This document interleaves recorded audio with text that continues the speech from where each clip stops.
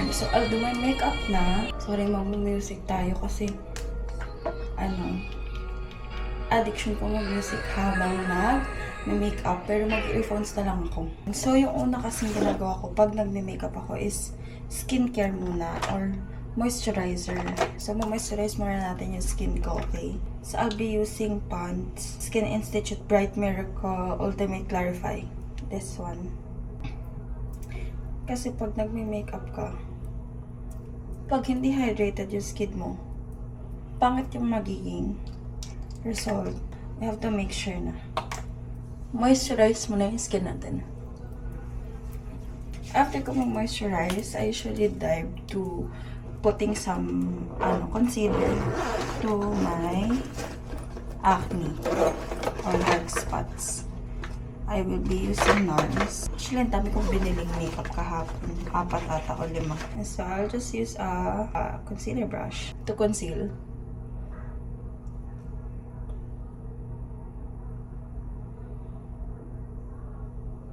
Pero today, baka kapalan ko yung makeup ko. In love ako sa finish ng makeup look. Kasi di siya pwede sa akin all along. Thankfully, sa NARS, hindi ako tinitigil. But unlike other makeup brands, especially kapag di consistency na foundation or concealer, tinitigyawat kasi talaga ako. Next is skin tint na ako. BLK na skin tint. Ayun lang. Medyo makalat pala to siya. May tusok effect.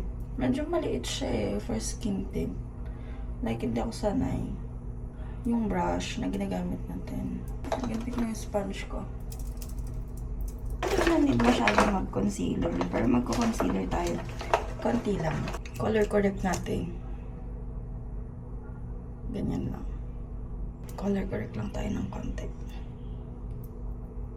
Nagbe-blend naman to siya sa foundation. Tapos, meron pang loose powder mamaya. So, don't be too scared to apply. Huwag lang kayo mag-apply ng OA, ha? Next natin is contour and bronzer. This one is the contour. So, medyo i-chisel ko lang. This is from Get Ready With Me Glam and Go Sticks in the shade Cafe Olat. Tapos, for bronzer, I'll be using Crawley. For blending ng contour, I usually just use the sponge to blend it. Next is bronzer. The bronzer is usually up. Tapos ako sa bronzer, I don't add a lot. Done. Next is blush. So, binili ko yung matte tint naman ng Get Ready With Me. Kagabi ko lang to binili din. I'll put it at the back of my hand na lang. Kasi super pigmented. OA sa pagka-pigmented. Diba? Tapos blend. And so, medyo tinataas ko siya para mag-blend siya doon sa color corrector ko kanina. Guys, huwag kayong matakot sa konti lang. I-build nyo na lang. Kasi like, isang bagsak madami. Kasi mas mahirap i-correct yun. I mean, kaya pa din naman i-correct. But, alam niyo yun, mas mahirap siya ayusin compared sa konti lang nalagay niyo. Ewan na, pang blush lang kasi talaga gusto kong gamitin yung Get Ready With Me. Not for lippy. I mean, I can try later siguro. But, mas bet ko siya as ganyan lang.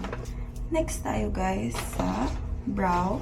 Bago tayo mag-powder and everything. So, sa brow, ang gamit ko naman is Colorette Cosmetics. Plakado kasi yung kilay mo dito, bes. Ganun.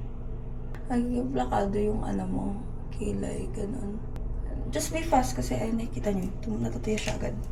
So, after this, at tayo, setting spray. Yung binili ko is yung Life Proof Fixing Spray nila na Radiant. Kasi gusto ko sana na dewy-dewy lang.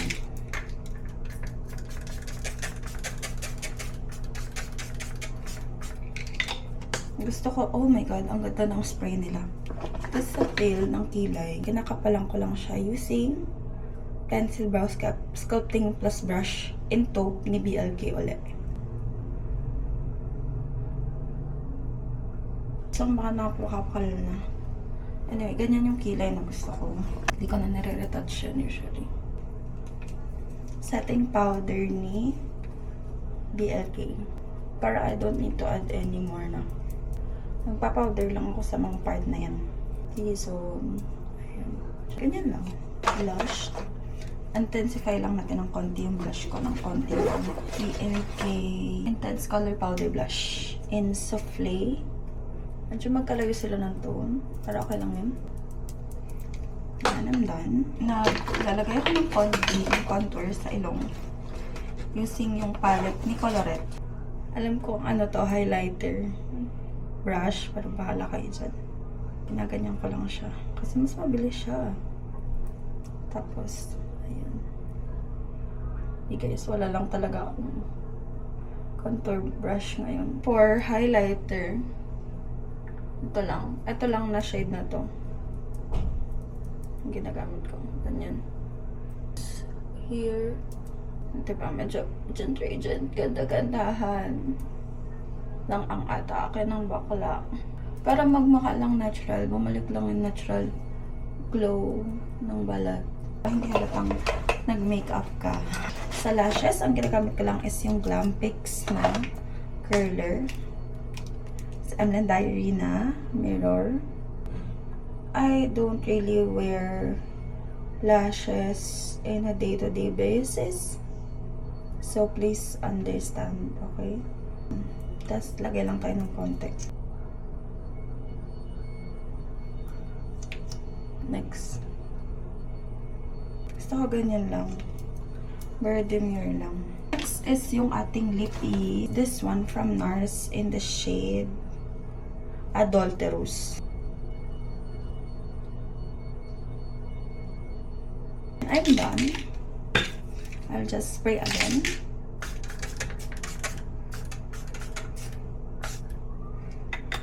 Ayan. And I'm done, guys.